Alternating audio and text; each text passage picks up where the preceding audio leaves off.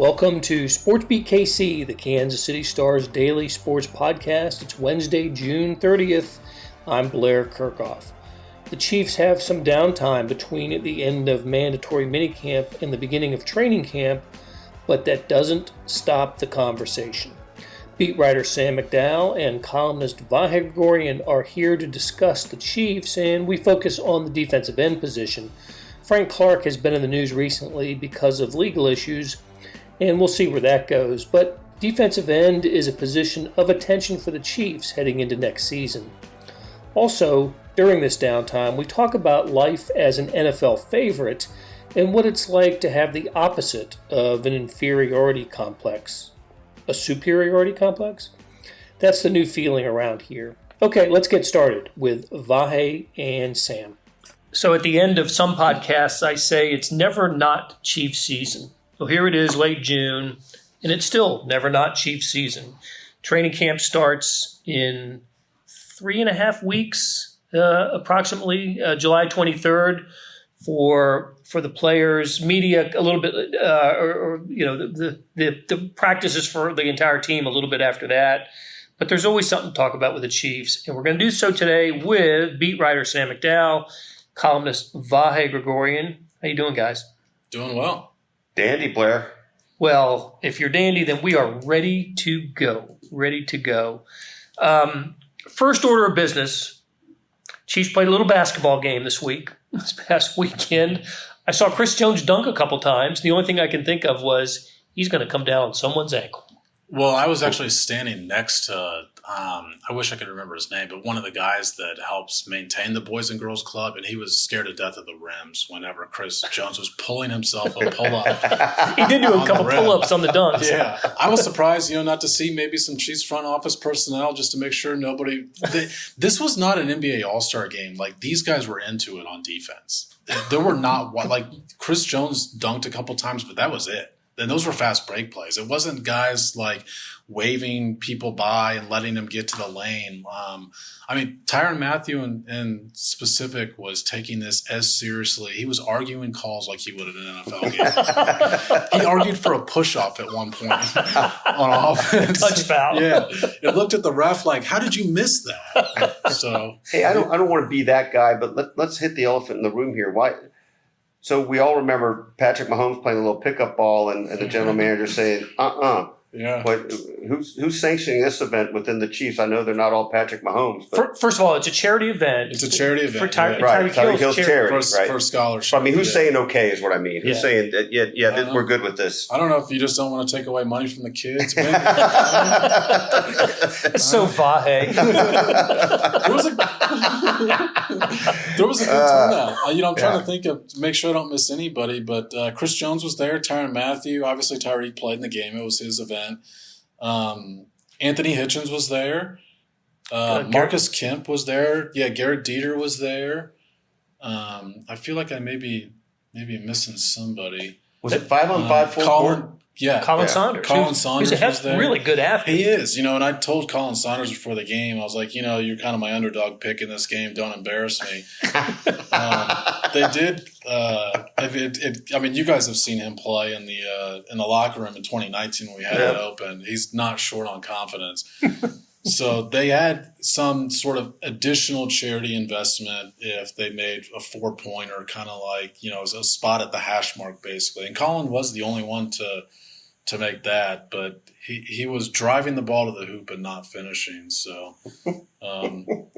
we could just analyze this like a basketball game for the next 20 minutes. Did you were Tyrann and Tyreek on different teams? They were. So some good one-on-one matchups there. Yeah, only at the end of the game. So Tyreek had a fantastic game. And he actually said before the game that he wanted to play basketball growing up, which I hadn't heard him say before.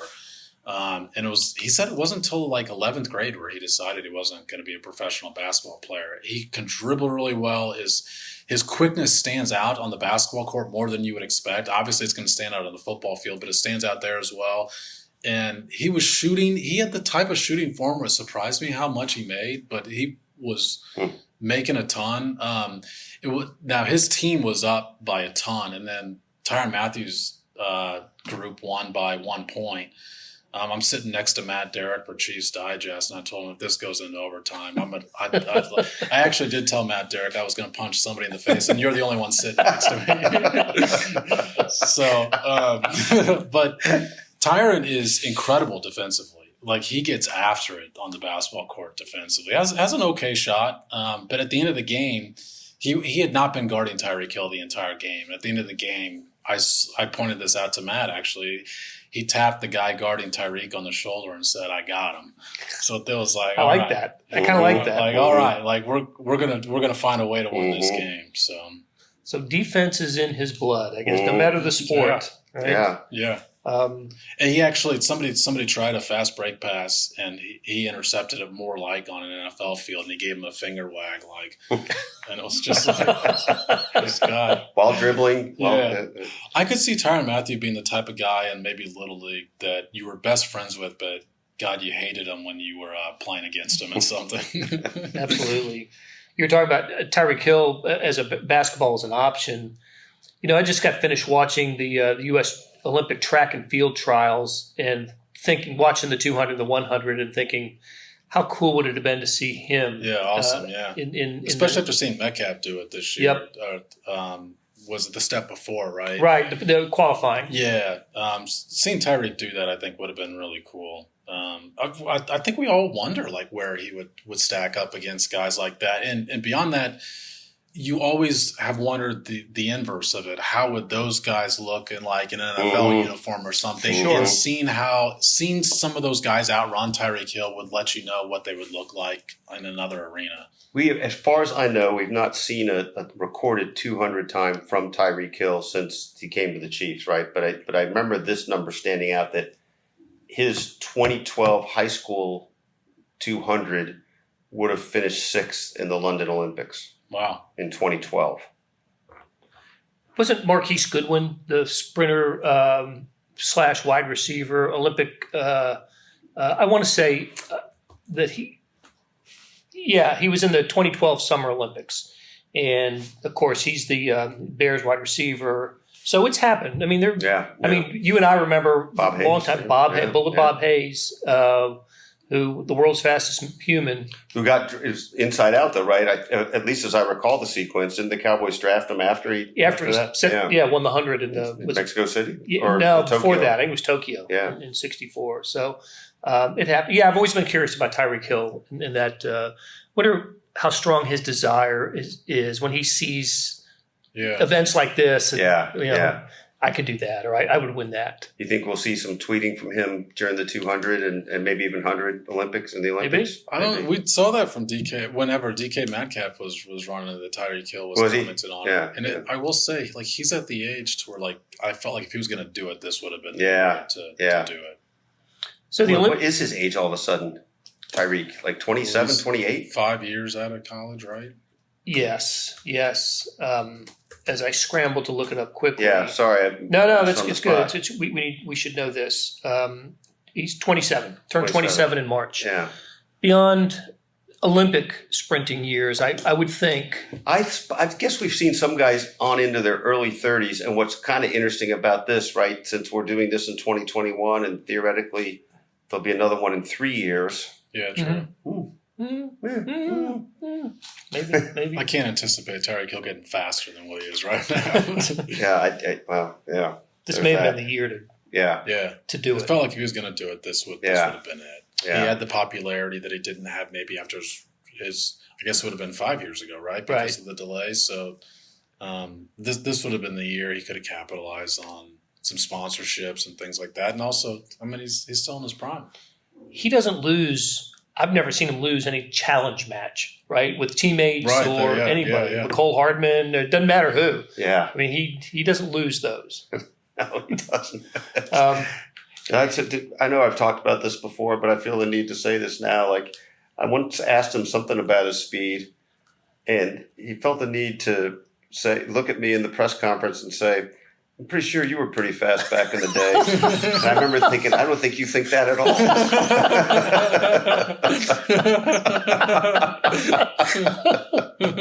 That's great. We'll have to find it. Maybe he did look up your pen film. Little scarcity of tape. Well, if he was in this year's Olympics, those are going to occur during training camp, right? Late July, and we now know the dates of training camp. I don't think we did the last time we spoke, Sam. So was I right about that? It's July 20. When do the quarterbacks get there? 23rd is when Andy Reid and Patrick Mahomes will talk to us for the first time, and I think the rookies probably. And then July 28th is the first time it's open technically to the public, but it's season ticket members only. And so then July 29th it's open. And it's in St. Joe. It's back in St. Joe, and I know this is something that the audience cares much less about, but we get to go watch it, which is significantly different because you gain more information about what things might look like at training camp than you do any other time of the season. You get to see how they view guys. And when I say that, I mean, depth chart wise, we've got an offensive line we're wondering about what 5 guys that they're going to mesh together, and we're going to see that in training camp. There was a little bit of that at the end of rookie minicamp, yeah, but you couldn't report on it. There was a difference, right? Yeah, there was you can't report on it, and also there's some question marks with Kyle Long's injury, and then also with LDT just now coming back. He's obviously not at minicamp going to just jump right back in with the Patrick Mahomes group, but is he at training camp? I think that's a possibility. Rookies too. I mean, they've got 2 rookies who are going to factor into this offensive line too. And speaking of those rookies, I mean, we were talking to Herbie Teope last week, and who? Do you remember Herbie Teope? No, Herbie, hope you're having a good time on vacation. Sam McDowell is following you into vacation next week. So, but some pretty complimentary words about Trey Smith. Now, look, again, can't report on what you saw at practice, but that suggests that Trey Smith was getting some reps, some significant reps. They're high on Trey Smith. I mean, they'll tell you that publicly, that they think this guy only dropped because what other teams perceived as some potential health issues that the Chiefs ruled out. Their medical team checked out and feels like this guy's healthy, and if he is, then he can be a player. I think he would have been about a 2nd or 3rd round pick otherwise, and it's not unusual for a 2nd or 3rd round offensive lineman to get thrown into the fire pretty early. Well, I certainly wouldn't be surprised if Creed Humphrey's your starting center for game one. No, I think based on when you take a guy that high at that position, I think that's a safe assumption, especially considering the other potential possibilities that they have at that spot. Well, even after signing Austin Blythe, Austin Ryder not back, but they signed Austin Blythe, and you remember thinking that's about the same guy, sort of the same sort of guy, grade wise and everything, Pro Football Focus. But I heard nothing but good things about Creed Humphrey throughout the offseason. Yeah, but getting back to the fact that, it seems, I'm sure, confusing to some people that they would sign a guy and then potentially replace that guy in the draft, even though he hasn't played it down yet. But it wasn't – the Chiefs weren't just out to get better on the offensive line with their starting 5. Because the starting 5 wasn't the issue in the Super Bowl. It was the fact was that wasn't their starting 5 that was out there. And so they made a point to get better behind their starting 5 as well. And some of that is some of these guys who were starting last year are not going to be starting this year. When you talk about Andrew Wiley and Nick Allegretti, and those were guys who were started that Super Bowl. Mike Remmers. Yeah, maybe, perhaps. I could still see him starting game one. At right tackle, not left tackle, of course. When he played in the Super Bowl, but I think that's been a little bit under talked about, is the fact that their depth is so much better, not just their starting 5. Lucas Niang is the guy that I'm really, really curious about. See what he's about. Huge guy. Yeah, huge guy. Yeah, him and Joshua Kendo and a group of 90 NFL guys still stand out for their size. Kendo is just gigantic out there. The defensive end that they took out of Florida State. Yeah. Okay, we're going to talk about Josh Kendo and that defensive end position when we come back. We're back with Chiefs beat writer Sam McDowell and columnist Vahe Gregorian. We're talking about some players and positions for the Chiefs, and the defensive end position has been in the news lately for several reasons, one of which was the legal trouble of Frank Clark. And we don't know how that's going to be resolved, what the resolution is going to be of the Frank Clark situation. But what we do know is it throws a little bit of doubt into the position, and it certainly shines a light on the position that they may need some help there. With Frank Clark, it was still, I don't want to say a position of need, but it's not the strongest position for the Chiefs defensively. Do you agree? It was the one position that they did not address this offseason that surprised me. There were a lot of people thought they would go get a wide receiver, and I did too, but it didn't necessarily shock me that they didn't. They still have a good group there. Defensive end, it just surprised me they did not add a body before they took Josh Campbell in the draft. But he's a late-round draft pick, and he did not have a sack last year. I don't think he's a guy that's going to be an immediate help. He's more of a project, a guy they think they can get there. Depending on the situation with Frank Clark, I think even – if he plays 17 games next year, it's a spot that they could use a body.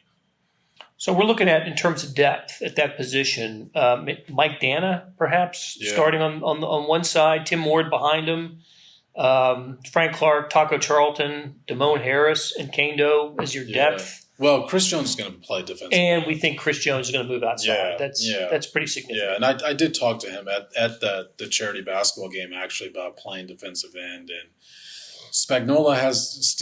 defensive coordinator Steve Spagnuolo has talked about the fact that that's a possibility. I think he is still wrestling with, what do I lose on the inside by moving this guy on the outside? Am I going to get as much production? That's a real question, because he's better on the inside. But do you like the combination of the two with Jaron Reed and Chris Jones better than you would like Chris Jones and, let's say, Taco Charlton out there? I still think you could see Chris Jones moved inside on passing downs. Third and longs, just to get an extra a quickness out on the edge, maybe if it's with Taco Charlton. But all indications, especially the way Chris Jones is talking, he says he's excited to play defensive end. He said finally, because he's wanted to play this for so long, he's preparing to play defensive end this year for the Chiefs. You remember, Vahe, when I think it was the 2018 season, Chris Jones, when they were still playing the old defense, that he set the NFL record for sacks in consecutive games, like 11 or something. He loves getting to the quarterback, and you can do that better from the outside. And he's terrific inside, right? Yeah. And he's a difference maker. But I also think his personality is such that he wants sacks, he wants some stats, he likes to celebrate. Yeah, he likes to be animated. You can do that better starting on the outside than the inside. Yeah, I suppose whatever they're going to do might be a work in progress, right? I think we'll see different scenarios, different situations where you can feed him a little, so to speak, on some of that, but also, as Sam noted, it's who you put him in combination with in some of those situations. That is it a net gain to do it that way? But he really is. If you think about it, I'm not saying anything particularly beyond obvious here, but is he not really their third or fourth, certainly one of their five most important players? No, it's a good point, especially if they're able to move him around and make him a more versatile option. But this is a week one plan. I think that's important to note. Yeah. Because if Jaron Reed goes down in week one, hypothetically, I don't know how you don't move Chris Jones back there. Maybe you go – they're still – they brought in Melvin Ingram in the offseason, and 3 months later Melvin Ingram is still available. I think they would have potential other options to them if something happens. But I still go back to it. All the talk has led me to believe that Chris Jones is going to be playing defensive end more often than not this year. Yeah.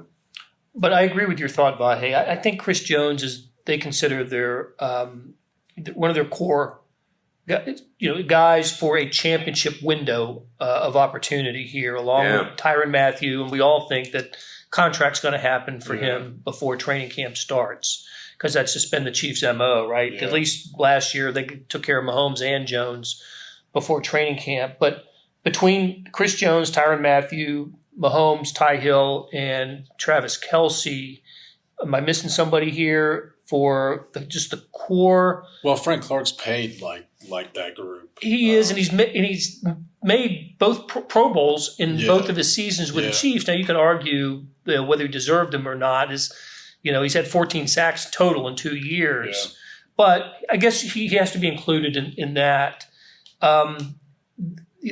The Chiefs have taken care of all but Tyrann Mathieu contractually, right?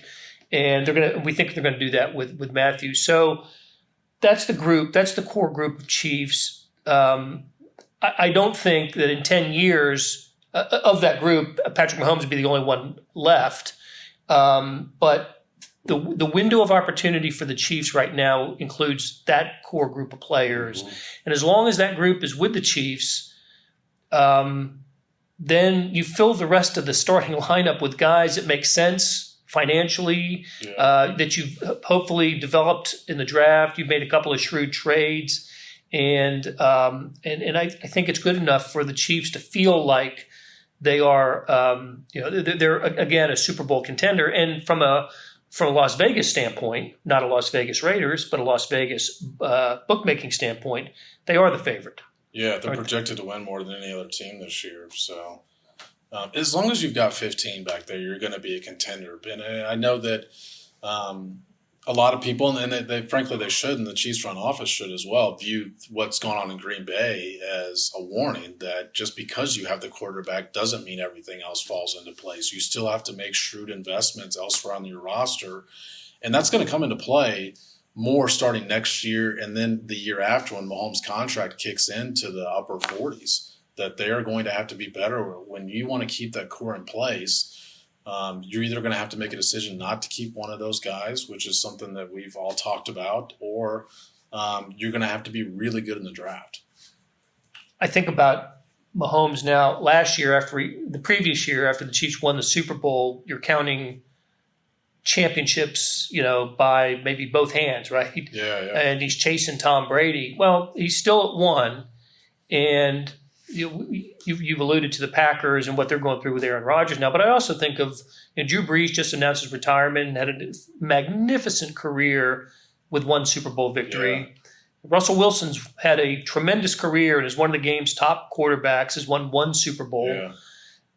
Even Peyton Manning only won one in Indianapolis. One in Indy, and we right. thought he was potentially the greatest quarterback. I still think he is the best quarterback that I've ever seen throw the football. One Super Bowl in Indianapolis. Yeah, and one at the tail end of his career with the Broncos. The defense won. Von Miller won for the Broncos. That's how hard it is to win Super Bowls. I think Patrick Mahomes right now has his Hall of Fame credentials in order, right? But there's going to need to be more Super Bowl, at least another Super Bowl championship for him to get himself to the level that we think he's capable of being. Don't you think? Yeah, I think so. I think, and maybe in a weird way, it's unfair because it's based on the level we think he's capable of being, right? Instead of maybe on what would be a straight scale for some. But I mean, really, his first 3 years as a starter, the Chiefs are basically in the Final Four. I don't know if we really call it that in the NFL, but every year, and we have every reason to think that they'll be at least in that situation now. And if you're not careful, if you're doing that routinely and not winning many Super Bowls, then you become the guy that's not quite getting them over the top, right? You can be perceived that way, even though I think we know that's not that way. So, be good for everybody for them to pick up another one here in the next year or two. I remember, Blair, when we were at Big O Tires. Big O Tires. In 2019, where I think it was maybe before they were playing the Packers, when you asked all of us, should Chiefs fans take one Super Bowl during Patrick Mahomes' career? This is before they had one. Right, It was because the year they had not won in 50 years. And I don't think we all answered that question the same. And of course, now that you win one, everyone's going to say, no, you don't just take one. But to me, just the way the guy was playing, I just thought one Super Bowl would be disappointing. And the crux of that question was because, like I said, I think they were getting ready to play the Packers and Aaron Rodgers. And as talented as he is, as many wins as he's given the Packers, I think it's disappointing that he's only given that franchise one Super Bowl. But like you said, it shows just a small margin for error in this league. I mean, anything can happen in the NFL. There's nothing guaranteed. Just because this guy's potentially the best player that we've seen here doesn't mean he's going to win another one. And when one guy hogs all the Super Bowl trophies, Tom Brady only has 7 of them. People in Kansas City, and I think probably a majority of people who are NFL fans think of Patrick Mahomes as no worse than the second best, right? He's 1 or 2, depending on how you look at Aaron Rodgers. And I think people believe Travis Kelce's 1 or 2 tight end, Tyreek Hill top 3 wide receiver, top 5, something like that. Tyrann Mathieu, top 5 safety, top 3, maybe top 2, like that. Chris Jones, defensive lineman, top 5 type of guy. I think when you have 5 guys who are at different positions like that, in important positions, and that's your core, you've got that many of them, that the expectation should be at the highest. You should expect to be the best team in the NFL and win a Super Bowl. So, am I wrong? I think going into this year, that's what's kind of funny about what Vahe just said about the fact that they've played in the Final Four the last 3 years. If they don't make at least that, and I think if they don't make the Super Bowl, perhaps you could argue if they don't win the Super Bowl, that fans here are going to be disappointed with something that just 3 years ago they would have been ecstatic about, right? Absolutely, yeah. It's how we've changed. What Patrick Mahomes has done to us. It's true. I love the word shrewd, and I love your use of it earlier. But that's really to the point here, though. You got that core 5. Let's just really stick with that. I think there's questions about Frank Clark in some ways, his performance through seasons, if nothing else, all the way through. But being shrewd about what you do around them, I mean, that's going to be everything, right? Sure. And look, like we're not too many years removed from some longevity questions. As crazy as it sounds to say, but about Travis Kelce, another couple of years we'll be saying how old's Tyreek Hill now? He's closing in on 30 in a couple of years. So this window is front and center. It is, and I don't know if Kansas City sports fans have ever had the opportunity to feel this way, right? That you absolutely expect your Chiefs or your Royals to be the best team in the league. If those turned out in the last 7 years, each of them were at 1 year. You don't think of them as, the best team, and anything less than the championship would be acceptable. Nobody in this market has ever felt that way, and not since 1970, 71, maybe. It's funny to think back to that time frame, right? Because they go in, 2 of the first 4 Super Bowls, miss the playoffs, right, in 71. Miss 70, and then have a great team in 71. I don't want to say the kicker's name, the Christmas Day game. But through that 6 seasons, or is that what it is? 7 seasons.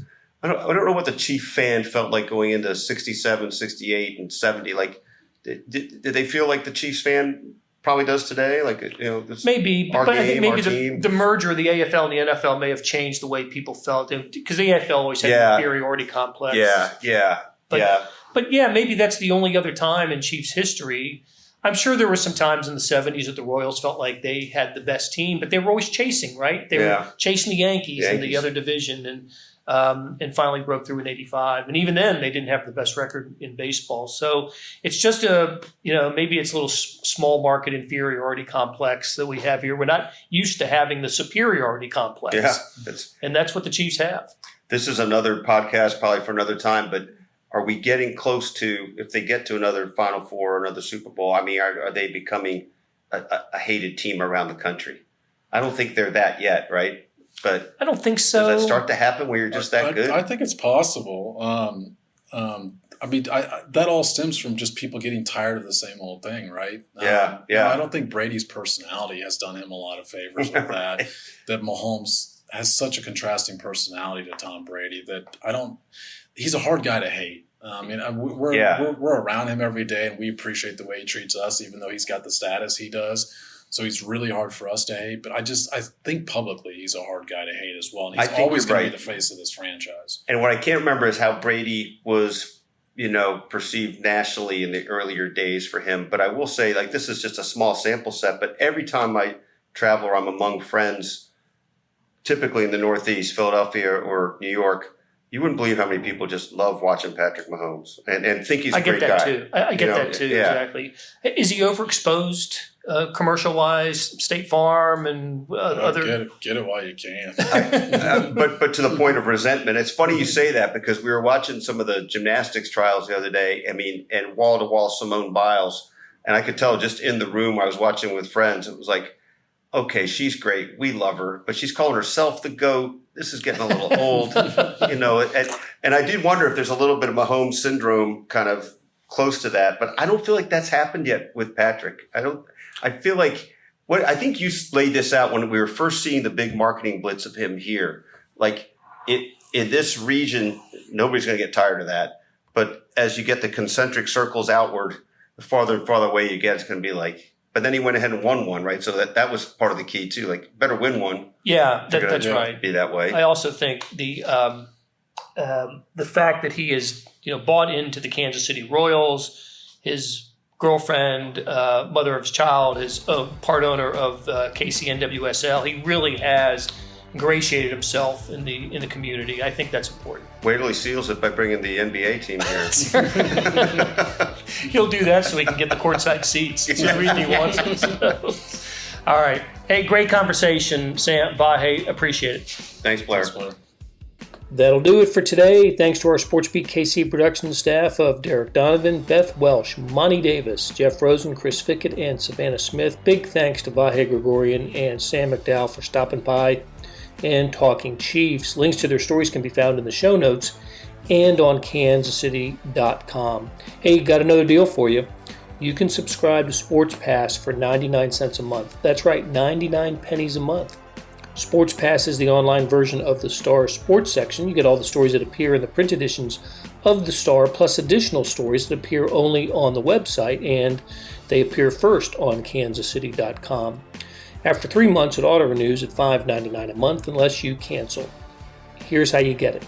You go to kansascity.com/sportspass2020. That's kansascity.com/sportspass2020. You want more than just sports coverage? Check out the entire Kansas City Star product. Sports news, features, commentary, and analysis, the whole thing. You get all the stories written by my talented colleagues, plus additional national news, sports, and business coverage with the e-edition.